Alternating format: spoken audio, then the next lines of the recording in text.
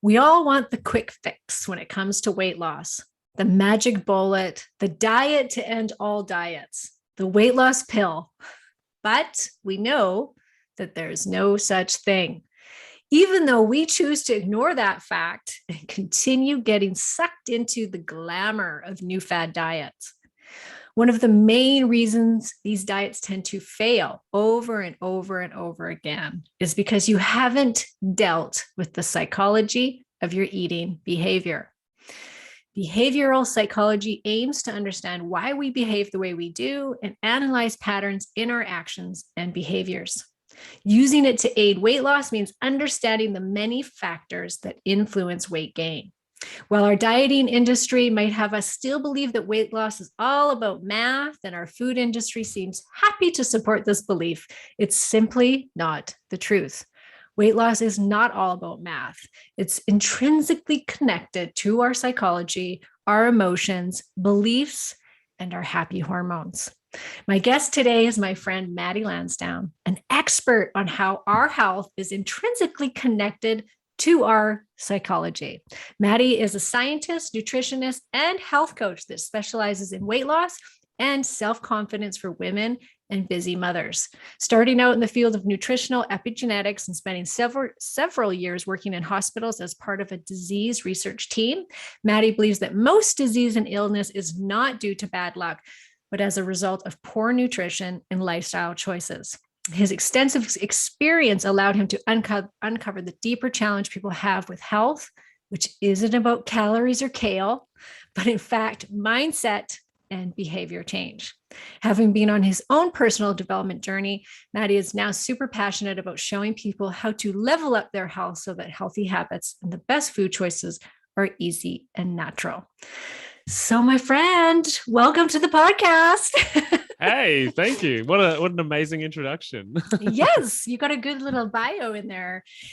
I love your background. It's crazy how much you've done, and you're only 32 years old. I just found out. So I know I'm a youngin in the space. But you're a little bit of a brainiac, aren't you? I'm a bit of a nerd. It's a thing. Yes. It's definitely a thing. I don't know how it happened. You don't come across like that. Yeah, well, that's what I was going to say. Like every report card that I ever got through school has potential, but is too distracted. He's always talking to everybody, which is probably relevant to the start of this podcast because we just talked for basically the first hour before we hit record. Yes, exactly. Yes. Yeah, you're smarty pants. I can tell. So you're probably, I know that you're good at what you do because of your background in science, and you are super passionate about getting to the bottom of these things and helping these busy mothers, which I think is a very necessary thing because I'm a busy mother and I know what that's all about. And I hear all the time. I just had it in my group membership the other day. A woman posted, "I know what to eat, so why don't I?" And I hear this all the time, and everybody's like, but it frustrates the heck out of them because they hear from us, what they should be doing, what they should be eating, how they should be exercising, and yet they can't. It's like their brain just goes down a different pathway. So I really want us to dive into this because I know that you're the expert on this, and which is why I was just super excited to have you on the podcast. I'm excited to be here. I learned so much from you and your podcast. So thank you for having me. Well, I was just telling you, I was learning quite a bit from yours as well. So tell us, let's just jump right in. Let's do it. How does the emotional and the mental health, how is it the same as your physical health? How are they not separated? Good question. So I think with many of the things in the nutrition, the health world, the wellness world, is the reality is we live in a capitalist society, and that lends itself towards the fact that everything is about marketing, which, we were talking about a little bit earlier too. And it's like communicating these messages. And whenever, as a business owner, you go to these trainings and it's about the big grandiose promise that you can guarantee somebody. And there's no part of a capitalist society that is devoid of that. And so most people have gone through their whole lives hearing these things about different types of food, whether it be as children now that currently are exposed to sugar ads, in between the cartoons that are promising these fun experiences.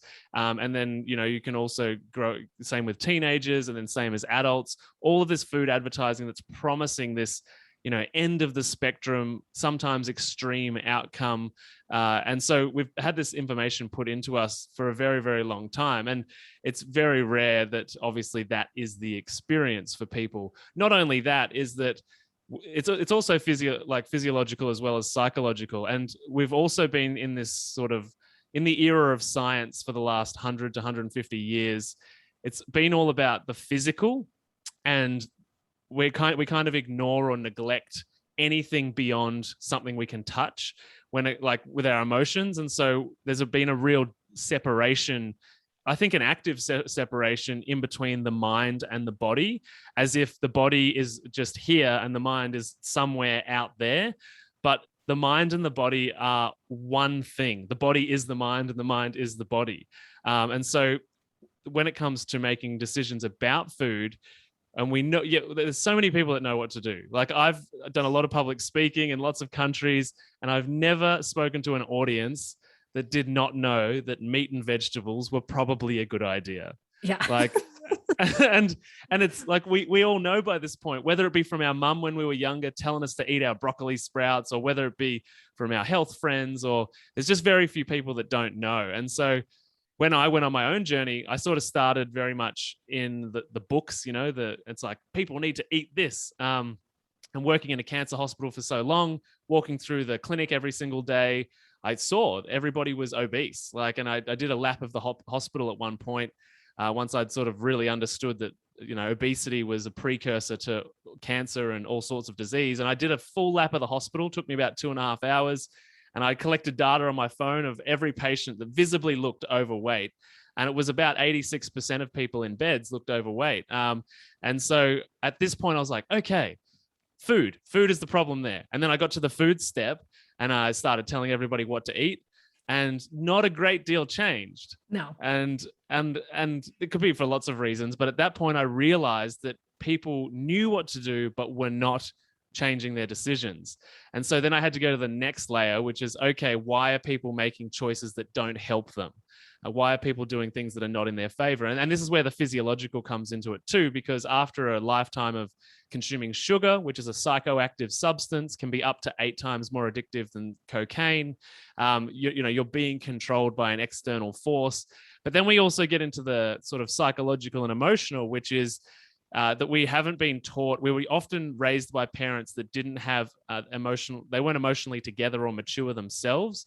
So we didn't learn how to deal with any uncomfortable, painful emotions. And because sugar's been around for, 50 to 100 years, and it's gone up in consumption, because it's psychoactive, we want to change our psychological state, right? So when we have an emotion, we want to put in a psychoactive substance to change that state. And so therefore, we can go to sugar, we go to these hyperpalatable bliss point foods, which also degrade our arteries and destroy our brain because they're really full of vegetable oil as well.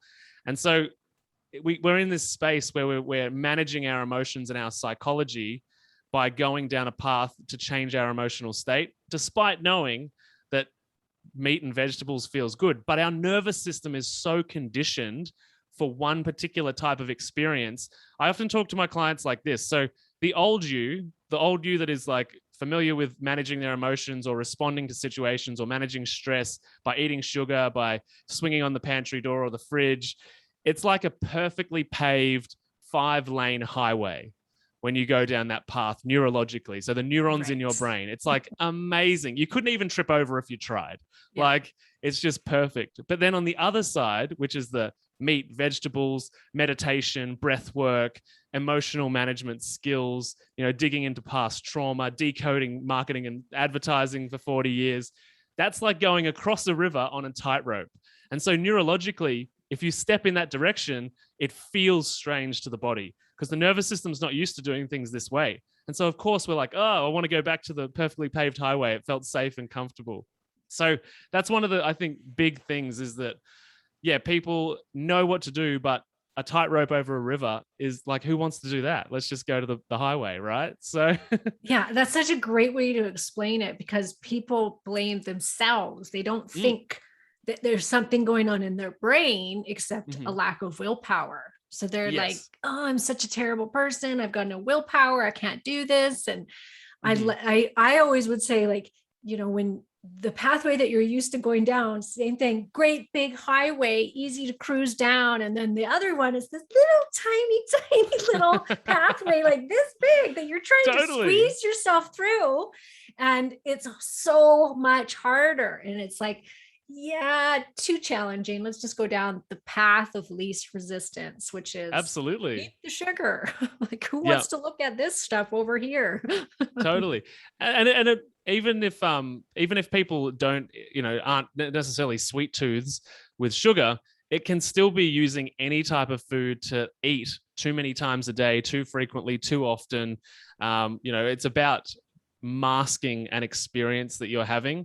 And the other thing is too, a lot of people go to therapy to find out what's this trauma that I'm trying to eat myself out of, and find that there's nothing there. Like, marketing and advertising has been pumped into our brains our whole lives, every single where we go. And now we have social media. So we're seeing more ads than ever. And you can actually just be coded to think one way, programmed in your brain to think one way. That's what marketing's meant to do. Yes, exactly. My sister always says that she's a major sugar addict. Like, for the most part, she's this extremely healthy eater. Like, so she'll eat, breakfast, lunch, dinner, this very clean paleo based food. But Yep. then she sits down and she'll like pound back an entire cake or a bucket of ice cream and can't stop herself. And she's always been like that since she was little. Yeah. And I'm like, well, it must be some sort of like trauma or emotional stuff. And she's like, no. She's like, I have gone through all of that. She's like, it is sheer boredom. She's like, that's it. Totally. She's like, I don't have stuff to uncover. She's like, I've done all that. She's like, it's just boredom. Yeah. And I think too, so much of it is also like wired in us for survival, isn't it? Like, to go to those hyper palatable foods. Absolutely, especially given that like the modern world is so insanely stressful from how we existed 100 years ago, 200 years ago. And then, of course, if you go all the way back to when we were just in tribes, and the only time where we had a stress response is if, we were being chased by a lion. And so, yeah, when we're in these stress states, we want fast energy because we need to respond to the stress. However, the brain doesn't know the difference between, being chased by a lion versus getting a bad email from a boss or having a fight with a partner.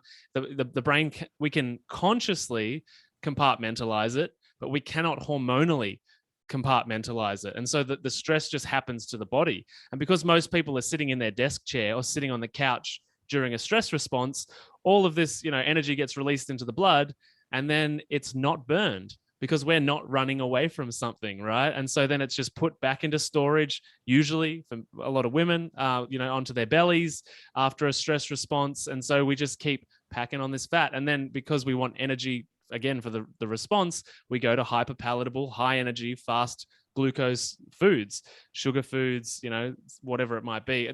People used to say, are you sweet or savory? It's now sweet or sweet with salt. Like, right. Yes. sugars in everything, right? So yeah, these stress responses are just happening from the minute we wake up. We wake up to an alarm clock, which is, fires adrenaline from the minute we're up. Whether we've got kids and they're, knocking on the door, and then you go to work and you're late for everything, and in all of that, you're thinking, oh, I probably should eat well, and oh, I probably should go to the gym, and it's just this constant cycle of stress. And so if we're talking in the context of adrenaline and cortisol, women are constantly like, why doesn't anything work for me? There's so many diet programs that never acknowledge the stress, and the impact of the stress. You can do the eating right, you can smash yourself at the gym and still not move the scales or your body composition in any direction because cortisol and adrenaline are so high, right? Yeah. But do you find, like, in your practice and the women that you're working with, they often resist that piece?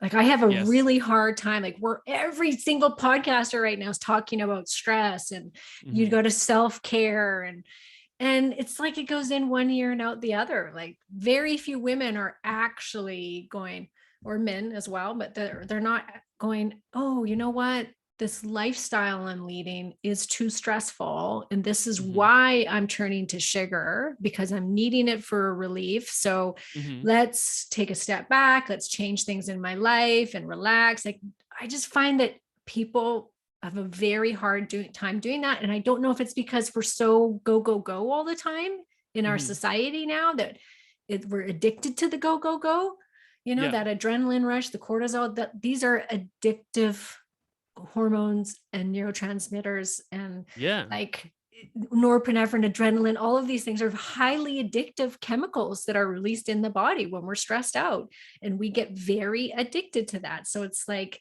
once again, one way is this nice open pathway, which is the stress lifestyle, and doing these other things, like you said, the breath work, the meditation, is like this tiny little hole that you're trying to get through. And it's like, man, I can't be bothered. So do you find that? Like, do you find that it's hard to get people to take that seriously?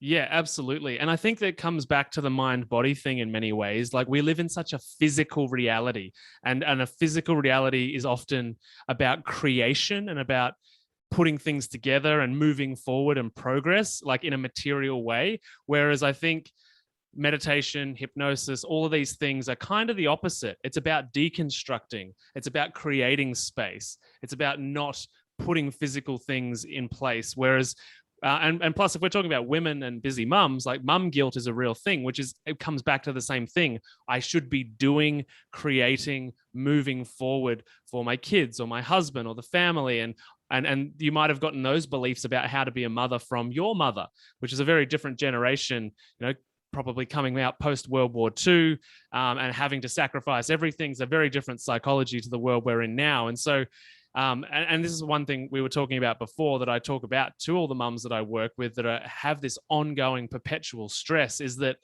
yes, with our kids, there's the odd black sheep, and I'm definitely the black sheep of my family, but most children will grow up to embody the world that you created for yourself. And so once they're adults, they will think about like self-care, looking after themselves in the same way that you cared for yourself.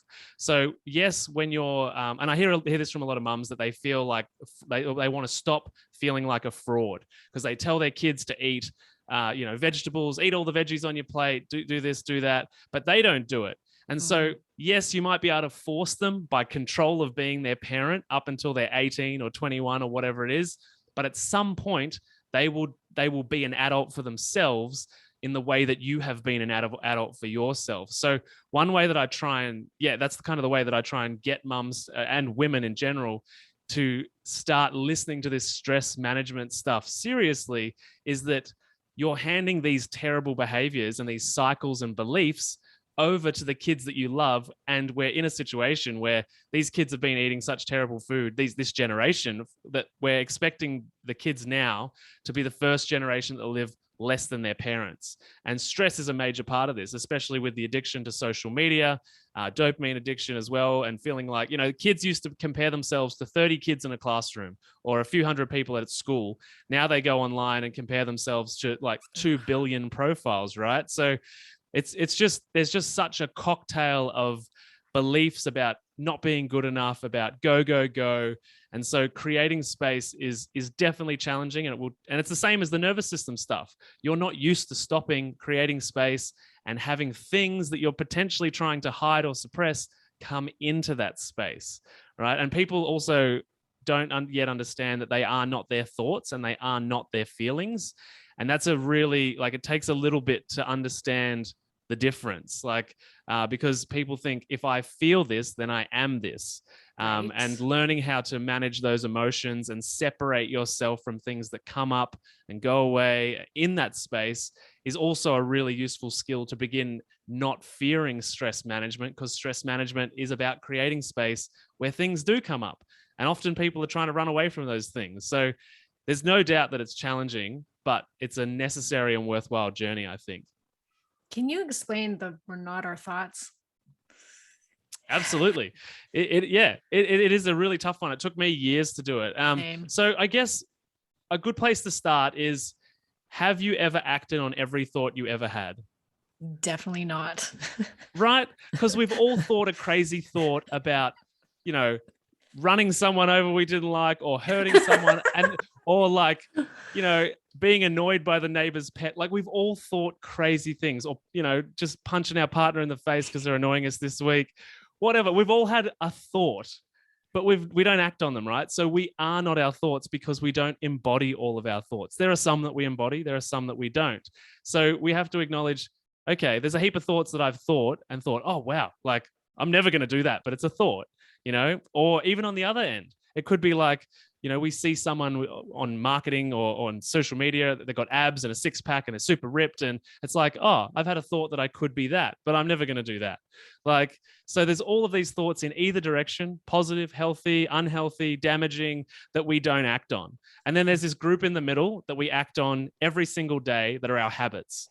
Right. So there's these cycles that happen. There's these thoughts. And they're the ones that make us think we are our thoughts, because we're stuck in these. And it's just a small spectrum in the middle, because we're all in a situation that we're in with our bodies, with our life, as a result of this small collection of habits that have happened for decades. So it's just like 1% every week, basically. And so the way that I get people to think about it is, first, you can acknowledge that you haven't acted on every single thought you've ever had. So that's creating space between you, the vessel, the human, and thoughts that come into your mind.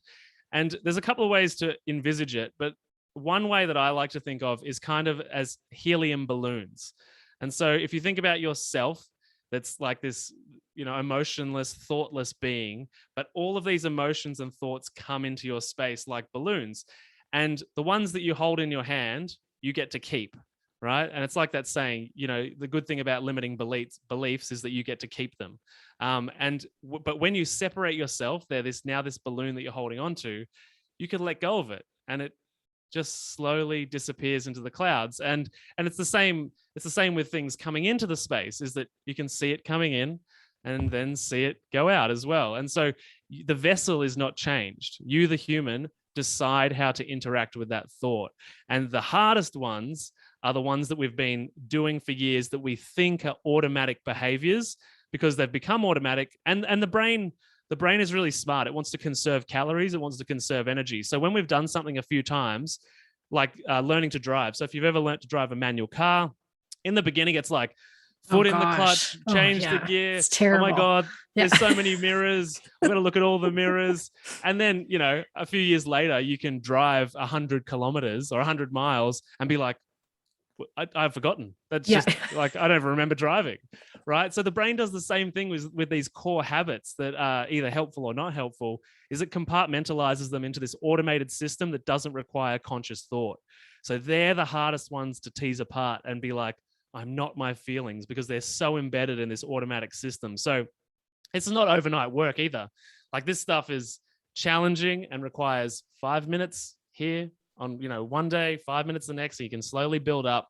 Like, I'm really big on the idea of 1 tweak a week, because our nervous system is so foreign to these experiences, like fad diet culture, which I know you talk a lot about, is that on day one, it's like, dive in the deep end, buy 400 kilograms of kale, behave in ways that you've never behaved before, and use willpower. And then at the end, you get to be your old self. And then you go back to square one plus some. Yes. Right. And so that's the nervous system being so unfamiliar with its behavioral choices and the emotions that it's experiencing, that it slingshots back into to that highway, right? It spent too much time on the tightrope freaking out. And so we have to do these emotional things and dietary things 1 tweak a week, 1 step at a time, making small changes, so that most of our nervous system and our personality and our identity says, okay, I feel familiar and safe and know what's going on, but there's just this one thing we're trying. Like, we're just giving this a go. And then slowly that identity expands to include that as part of normal. And then we do another little thing and we slowly expand. So then when we get to week 9, 13, whatever week is the new week after the program you've done, you're, instead of being like, oh, I can't wait to be my old self, you're like, I am someone different now. Right. And is it true, the whole, like, it takes, I think it's 30 days to change a habit? Is there truth to that? Do you know? Yeah, I mean, it used to be 21 days to change a habit, so right? 3 weeks. But latest research in the last few years has sort of shown that it's around 66 to 67 days. Oh, that's so specific. 66 or 67. Yeah, well, it's 66, but the researchers didn't like the number resembled the devil's number, so they Oh, said geez. 67. Oh, one more, just so we don't have to. Oh my gosh, that's I hilarious. know. but most, yeah, I mean, it's also about commitment to It's just over a 2 goal months. greater than yourself. Yeah.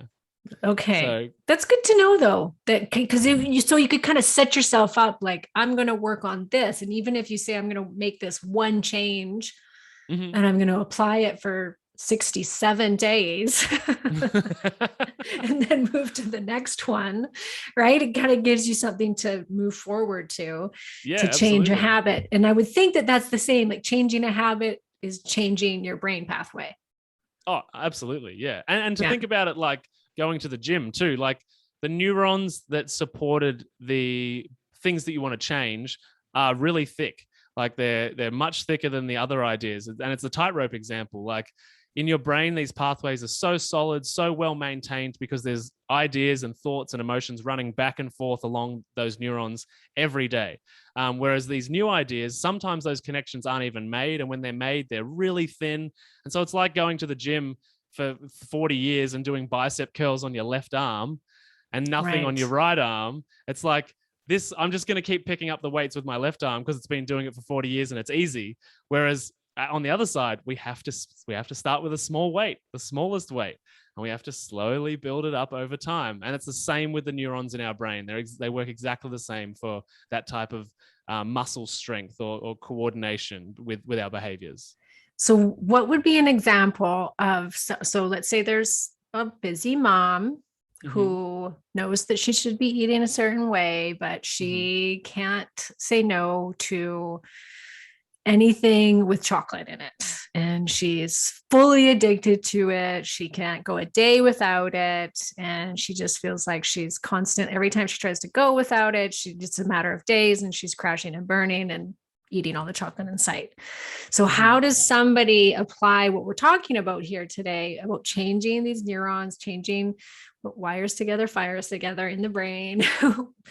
How would somebody start to shift that? I would, and this is, you maybe know Simon Sinek, but start with why. So I think a lot of people, forward progression, this material reality. And if we don't take stock of what's going on, why it's happening, where we're at on day one, then when we move forward, we don't know where we've moved forward from. And we're kind of in this strange place and don't know where we've come from. So I would, and this is what I do with the women in my program, week one. And well, week one's all called calibration week. So we just take stock of what's happening in normal life. Then week two, we do the same thing, but we start asking why. Why is it happening? And this is usually a confronting process. There's no doubt about, that this work can be challenging, but finding out and not changing it yet. Don't change it yet. We need to investigate it, figure out the triggers, figure out what's happening, figure out the emotions that you're responding to when you go to the chocolate. And the idea being is that as this stuff it's like the balloons. Now this stuff is coming into your awareness and you're like, oh, I didn't even know that I was doing that. Like, and so much of this kind of food consumption is unconscious as well, because we're in this stress response. We want to be zoned out. We want to not be present to experience whatever thing we're avoiding. So I would always start with assessing why what is happening, because then you can do something about it. If it's just about willpower, then it's not going to work, because willpower is a finite resource and you have to slowly transition to an infinite resource, which is either self-love or self-respect. Yeah, that's great. Yeah. So self-awareness. And I think too, going back to what you said with like finding also like why you want to change it and kind of go. Yes. And a lot of women, I don't think that doing it for ourselves is ever enough. And that's really a very sad thing.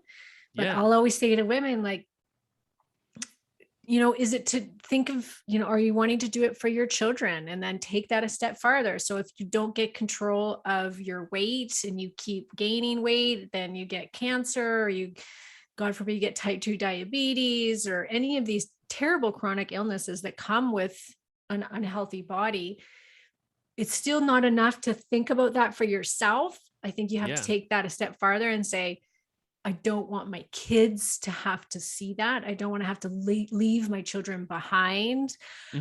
Some women, it has to be superficial. Like, I just want to go to a clothing store. And that was what it was for me when I gained a bunch of weight. I couldn't stand going into a clothing store and going into those stupid change rooms with horrible fluorescent lighting that showed every dimple on my ass and going, like, I just want to be able to go in and try on what I want and not be horrified by what I'm seeing in the mirror, because I was at that time, I wasn't comfortable with the way I looked. And so that actually gave me motivation, which was, I just want to be able to go in and try on what I want and feel good about it. And it was awesome when I got to do that. It was great. That's amazing. I think you really have to go down that.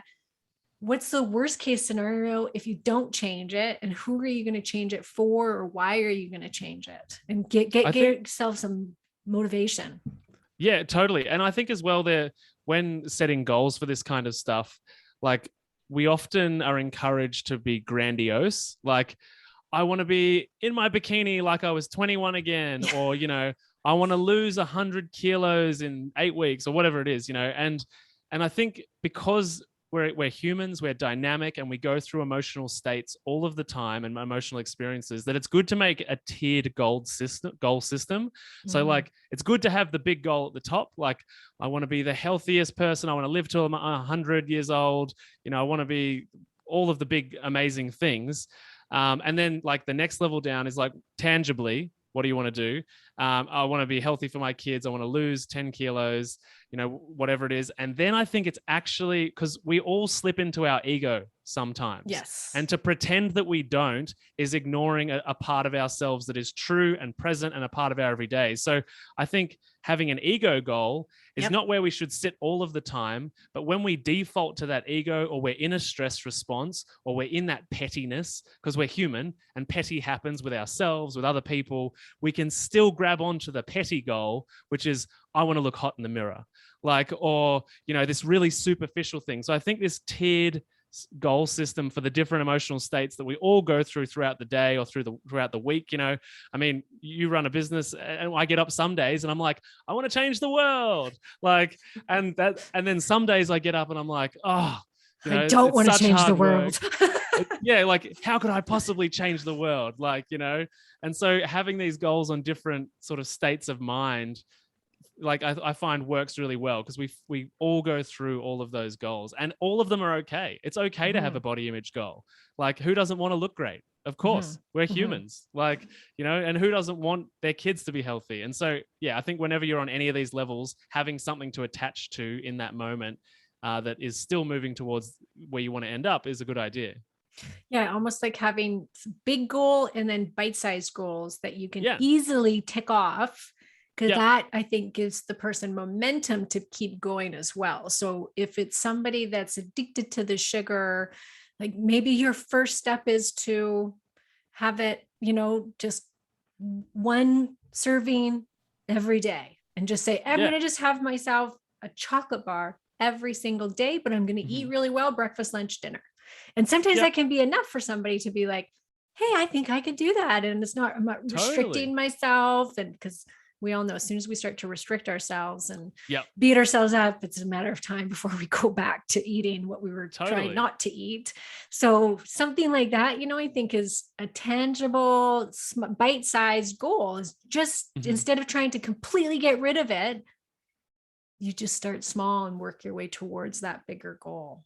Yeah. And that can be a bit disheartening too, because when you break it down into such small steps, people are like, oh, I'm going to be doing this for 40 years. What's the point? Sort of thing. So I think a phase of acceptance is like, okay, how long did it take me to get into this situation? And then think of it like a mountain. It's like, right now I'm on top of the mountain. It took me 10 years to walk up the mountain. And I'm looking for a solution that gets down the other side of the mountain in 8 weeks or 12 weeks. It's probably not going to happen. So if it's a 10-year problem, we want to slowly and progressively walk down that mountain. It's not necessarily going to be a 10-year solution, but we've got to allow ourselves a similar window of time to get back to healthy, rather than, do these extreme things where we destroy our metabolism, ruin our hormones. So I think the one tweak a week, or this tiny habit change over time, it doesn't feel like it makes much of a difference, but as those compound, you'll just kind of realize that, oh, lots of stuff's changed. Like, that happens all the time with the people that I work with. They're like, I've lost weight, and we didn't even talk about weight once. Yeah. Like, because we focus on just nailing these little things. Yeah. And I think that it's not, what we're selling ain't sexy. It's not this It's true. like we live in this like total quick fix, tell me which, like I said at the very beginning, tell me the pill, tell me the diet, tell me the exercise program.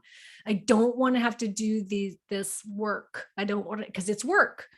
Totally. And so we're so easily go down this easy pathway of instant gratification if we can get it.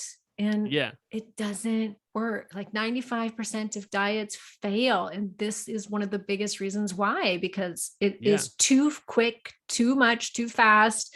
Nobody can upkeep what they're asking you to do. No one's going to sit and live on broccoli and freaking baked chicken for the rest of their life while they work out 10 hours a week.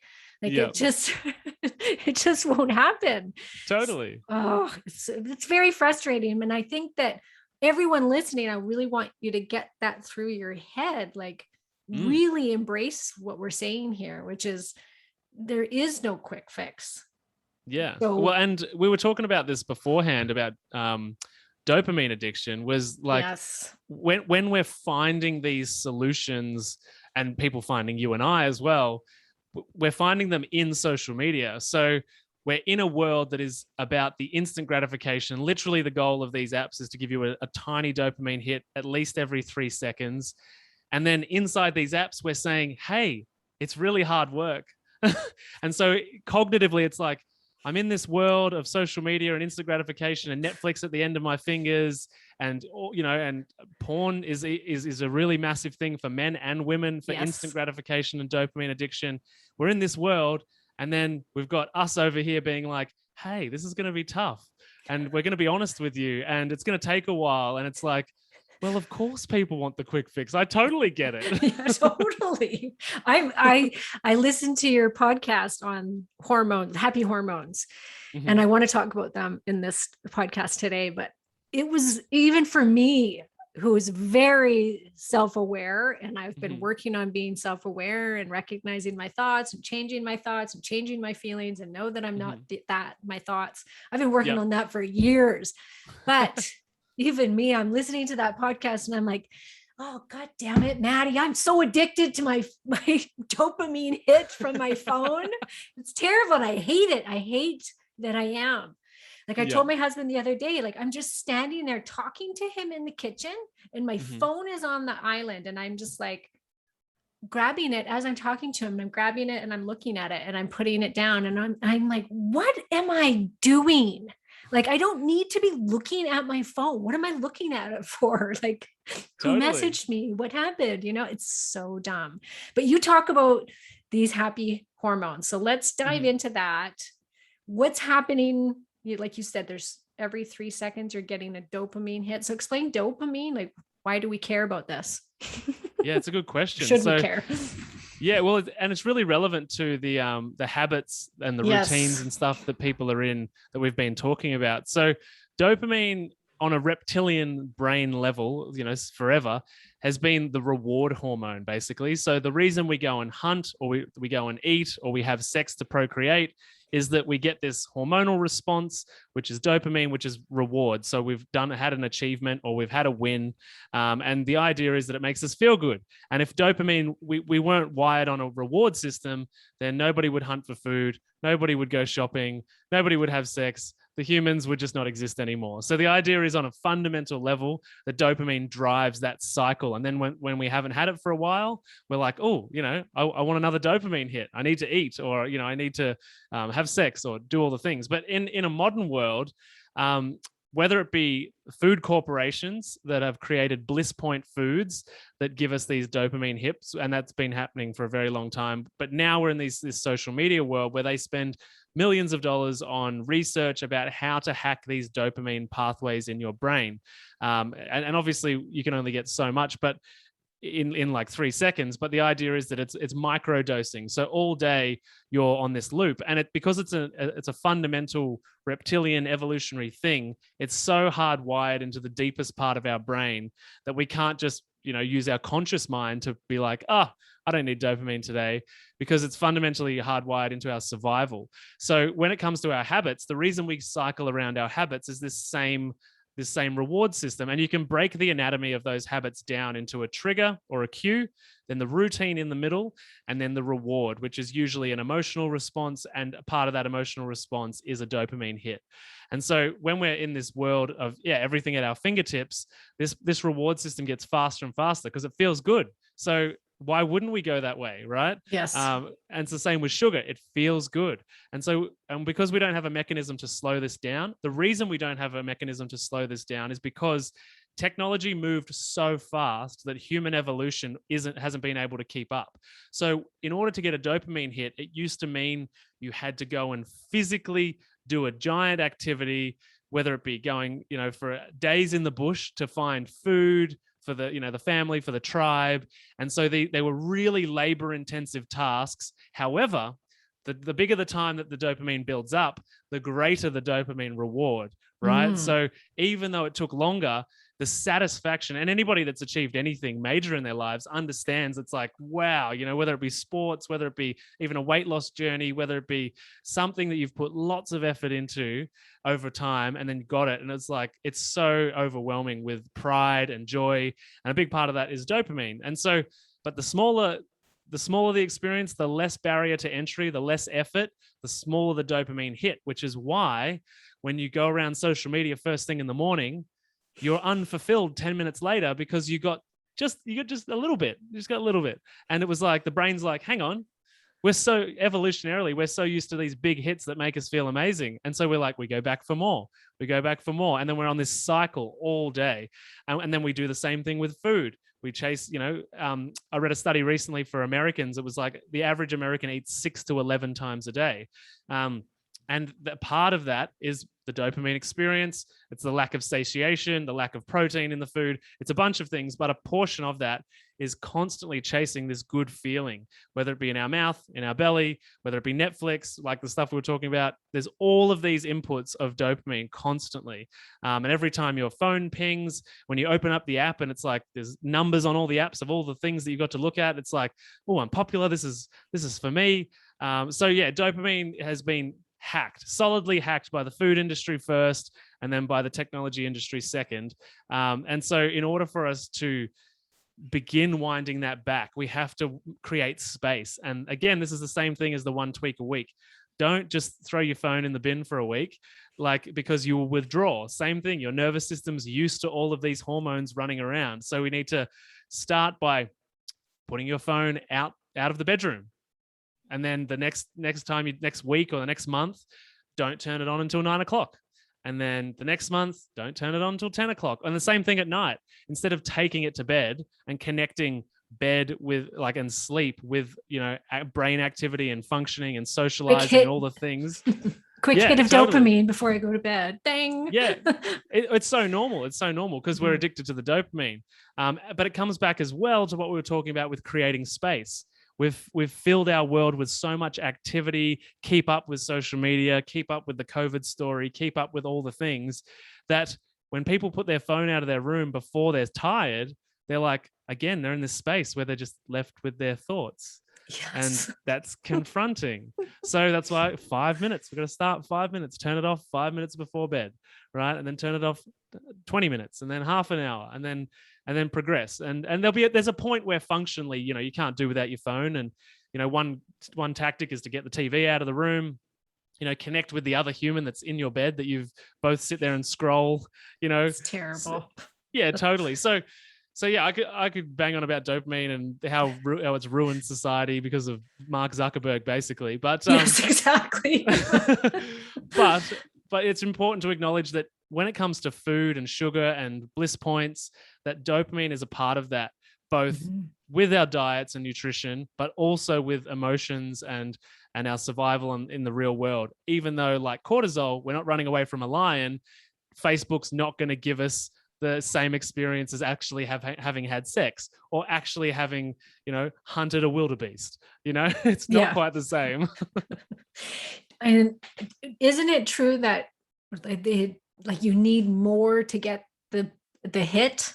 Like with drugs and alcohol and cocaine and things like that, it's like you need more to get that feeling. Yeah, so absolutely. Like you need more and more and more stimulation from social media in order to get the same payoff that you used to get. Yeah, exactly right. And that's why we catch ourselves, and probably everyone listening, and maybe you too, Karen, like do you catch yourself going around the apps and you're like, I don't even know what I'm doing here. Like, yes, all the time. Yeah. It's terrible. I seriously need, and this is what happens to me. I start without even realizing it. Like I start going down that pathway of more and more addiction to it. And then I'll suddenly go, oh my gosh, I am so addicted to my phone right now, or so addicted to, working even, like, because working is also dopamine hit for me, because it excites me and it's stressful. So I'm addicted to that, the adrenaline, whatever it is. Right. But yeah, totally. So I have to, oftentimes, like, it's a struggle for me to, like, I went down that pathway recently. And so I listened to your podcast last week and I was like, yeah, I got to make some changes here. I've gone too far down that path. And so I took the entire weekend off my computer, off my phone. Like, I checked it for stupid little things, but pretty much I kept it to the side. I read a book. Whoa. Which is really, like, because when I get down that addiction pathway, it's not it doesn't stimulate me enough to read a book. It's not quick enough. And I can't even, exactly. Annoys me, it irritates me almost just to settle down and read a book. I'm like, no, I'd rather just go and scroll and research and learn and see what's on Facebook and Instagram. quick. Totally. How did you feel after the weekend? Awesome. It was fantastic. And I'm like, I'm doing this every weekend because I read a book. I felt good. I connected with my kids. It was awesome. It was like amazing. Do this more. Yeah. Well, and that's what I challenge the listeners to do as well. Whenever I suggest putting the phone down or turning it off or having a time where the TV goes off, everyone's like, oh, well, I couldn't do that because I've got to go bang, bang, bang, bang, bang. And they list all of these things. And so I would challenge people to be like, that list that you just justified your behavior with, really spend a few minutes looking at that list and be like, do I really need to do that? Like, do I really, like, how did we survive 50 years ago? And I mean, we could go another layer deeper with these children under 10, under 5 that have mobile phones now. Like, what kind of psychology are you setting up for your children? You're probably setting up extremely, extremely dependent humans that cannot survive on their own because they're so connected. They have no problem-solving skills because they can Google it instantly. And I think that's a significant problem for the future, for an entire generation to not have these, to be able to develop independence, to be able to problem solve, figure things out, and experience life in their own way. It's always these external inputs. So we could go another layer deeper, back to that layers of motivation for the kids and for you, right?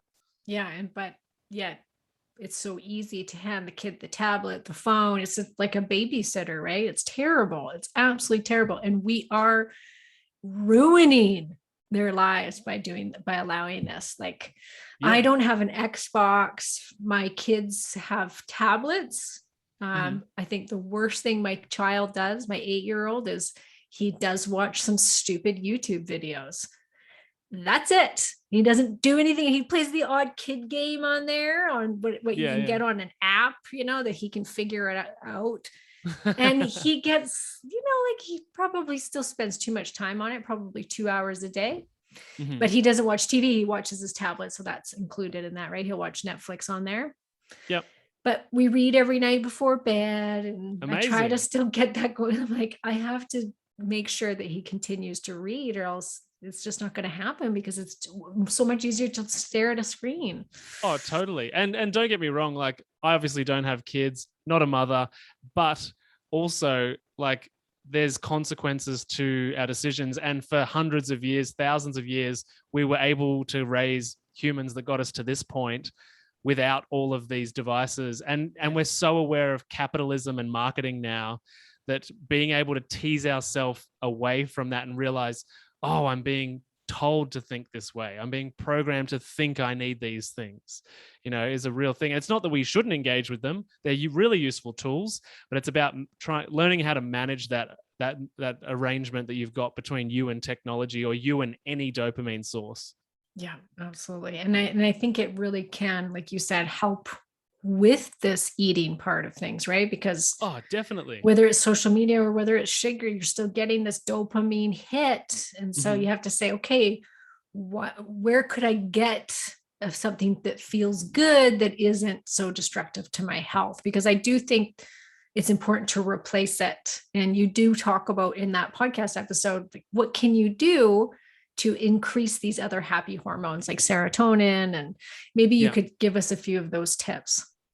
Yeah, absolutely. So, I mean, oxytocin's a big one at the minute, and particularly here in Australia where we're all really locked down. So oxytocin happens when basically we interact with humans, and are able to touch and hug and kiss and shake hands. And so we're in a strange time where we're all separated so much that this oxytocin hormone that's essentially laying dormant within us, it really needs to be exercised. And for many people, it's contributing to states of depression and anxiety and suicidal thoughts and all sorts of things. So I think oxytocin is another really good feel-good hormone that we can get by simply hugging someone, and making sure that our cheeks touch, skin-to-skin contact, and connecting. And I know that the message in the world is right now that touching another human is basically the worst thing that you can do.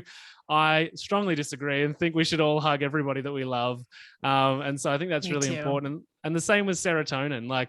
And when we talk about the food conversation, because all of this psychology inevitably must be paired with good nutrition, right? And so the likes of serotonin is mostly produced in our gut, same with dopamine. So ensuring that we have good nutrition alongside the behaviors that facilitate these happy hormones is important as well, because if the gut's not in good condition, then we're going to experience these hormones in ways that aren't necessarily intended or far diluted. So, but behaviors, really good things to do are working out, physical activity, particularly in the sun. Vitamin D is a precursor to creating a lot of these neurotransmitters and happy hormones.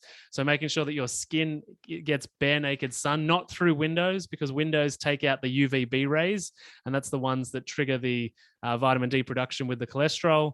So physical activity it's been researched a lot actually, and it's the number one antidepressant, physical activity. So yeah, doing exercise. And if you want to put a dopamine thing into that, so the physical exercise will produce serotonin, but if you want to put a dopamine hack in there as well, you simply have a goal. So it's back to that achievement, right? So it's like, I'm going to do 10 reps of this, or I'm going to run 5 kilometers.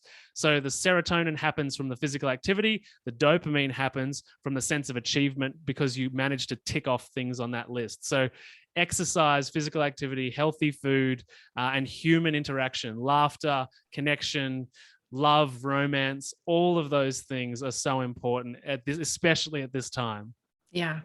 I think too, this is kind of an odd one, but my sister pointed this out to me where she was getting into all of this stuff. And she was like, I realized, even when I'm watching a scary show or a show with a ton of action in it, like every show has to have so much action and violence in it nowadays, right? Because we're so dull in our dopamine. Totally. We have to there's got to be a ton of sex and a ton of violence now in every single show. And she's like, you imagine what that's doing to the inside of my body, like with those fight or flight hormones, the cortisol, the dopamine, the adrenaline, you're setting yourself off like fireworks on the inside. And that's not healthy to do that all the time. It's not you need to be watching the comedies, the feel good shows sometimes, that for sure give you, and it sets up our expectation for reality. Yeah. We consume. I walked to the supermarket yesterday and there was a woman watering her garden with an iPad. And I was like, no. Yeah, we're consuming content every minute of every day, and we're not thinking for ourselves. So it builds in this expectation of how the humans in our life should behave, and how reality should be. So if we get addicted to this dopamine cycle in a sort of a destructive way of all this violence and sex and Netflix and porn and all of these different things, then we create, when we've got space in our own life, we end up manufacturing those scenarios because we're so wired for this drama or this chaos. And that can be also connected to, not having a great childhood as well, and growing up in a state where love meant chaos or danger or anything like that. So there's lots of layers to it. But I think watering the garden, like that's a moment to take some space. It really is. Oh, that's so sad. Oh my gosh. That's like from day one. And I live out of the city. I live about 30 minutes out of the main city. So it's a bit of a drive for my kids, right? When we go to town. And right from the get-go, though, I was always, since they were little, said no devices in the vehicle. And it shocks me how many people drive around and they have, like, in all the minivans and stuff, they have the drop down TV screen for their little kids. And they have to, these kids can't go 10 minutes in a car without watching something on their phone or watching a tablet, and I'm like, no, you don't want to start that. Like, I'm not judging the people that are doing it because it's such a normal part of society. Like, they probably didn't even think twice about it. Comes with the car. So, right. Well, but you shouldn't. And like, even as adults, like, being an adult is kind of boring because we lack that child part of ourselves.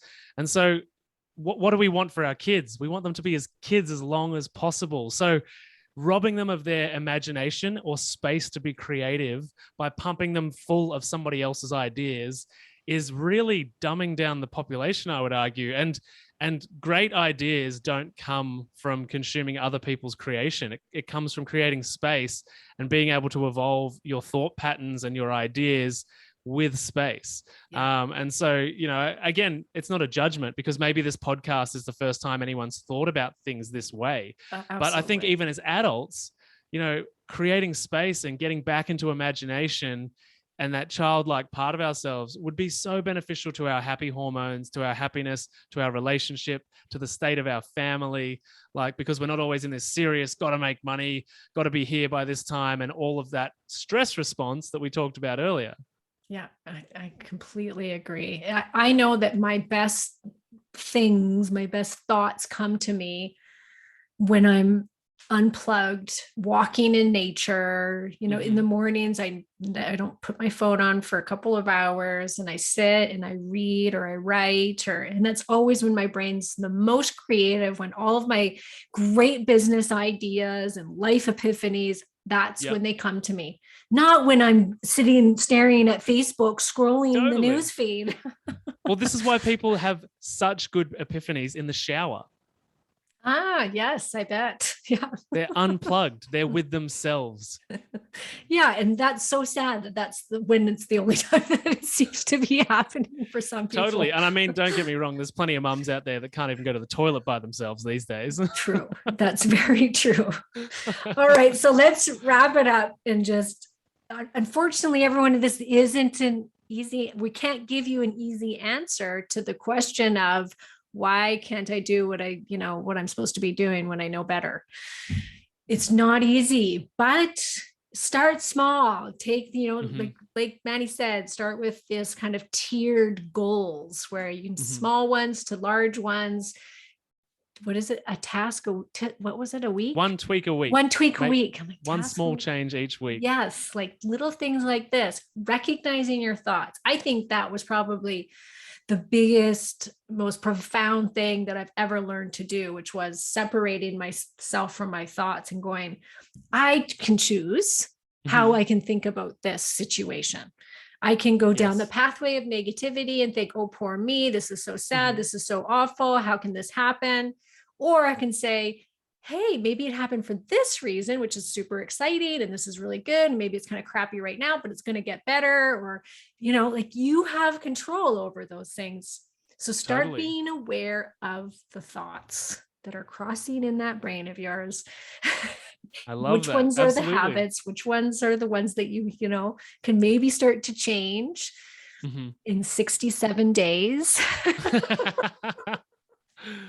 Be aware of your dopamine and how Mhm. much are you feeding your dopamine addiction? Because we all have dopamine addictions right now, I think. Yeah, I Okay? think so. So being aware of them, doing little tiny things that you can, to move yourself out of that dopamine addiction, which is putting the phone away. Don't sit on it on the weekend. Mhm. I love you. I think you said you put it in your cupboard, your phone, your kitchen cupboard. Yeah, I turn it off before bed and I put it in the kitchen cupboard high enough that I need to get the ladder in the morning. So these like little barriers to entry. And then I don't turn it on until after my workout about midday. But it took time though. It took, yeah, one step at a time. I had to buy an alarm clock. That's a big step for people. I was You just got to going to buy an say, actual well, alarm did you clock. buy an alarm clock? Because I use my phone as my alarm clock. I do Yeah, turn it off, but that's usually step one for people. Buy an alarm clock. okay, I'm going to have to buy an alarm clock. There's lots of smart alarm clocks these days as well that have all sorts of different options for how to wake up and using light and using meditation sounds and there's also the crazy ones as well that scream at you. But there's lots of options. I want the one that's the SAD light, the SAD light that Yeah, that's what I've got. that mimics the sunrise. Yeah, I have that one. Yeah, I'm gonna get that. Okay, And that's great. birds tweeting as the music Oh, really? that comes on. Yep. It's so nice because you just wake up and you're like, oh, Oh, it's I a feel new like day. Snow White, the birds around me. That's what I just had imagined in my head. Awesome. So did I forget anything? Is there any last words, any great advice that you want to give people? Of all of this information and any information you hear, just one tweak a week, pick one small thing, focus on that, incorporate it, make it normal, pick a new thing. It's going to take time, but if you take that strategy, you will evolve and transform into a different version of yourself. And I think even reading about it, like if this is interesting you and you think, yeah, I want to try this, there's different books out there that talk about changing your brain and how to, change your neural pathways and what you're, all of that stuff. There's so much information on that right now. Yeah. I read a great one. The one that introduced me to it was called The Buddha's Brain. Have you ever heard of that? Yep. It was great. But yes, there's many. That's just one of them, but there's a lot, and there's a lot of podcasts that talk about it as well. So I think learning more about it, educating yourself is always a great step as well. And you have you've got a program, a Facebook group, and I want you to tell everybody about it because they sound awesome. Yeah. So the Facebook group's called the Busy Mums Collective. So come and join us over there. And basically, yeah, it's just all about reclaiming your health, your wellness, your energy levels, and your self-confidence. So we talk about nutrition, we talk about intermittent fasting, we talk about gut health, psychology, habits, a lot of the stuff we've talked about here today. And a lot of people also check out my podcast, which you've been on. Karen's episode's the best, obviously. Of course. So that's called How to Not Get Sick and Die. So check that out. And the program, so the Ultimate Energy Upgrade. So we basically take women through this experience of kind of what we talked about today. First, figuring out why what is happening, working on the mindset, figuring out how to move forward from a psychological standpoint.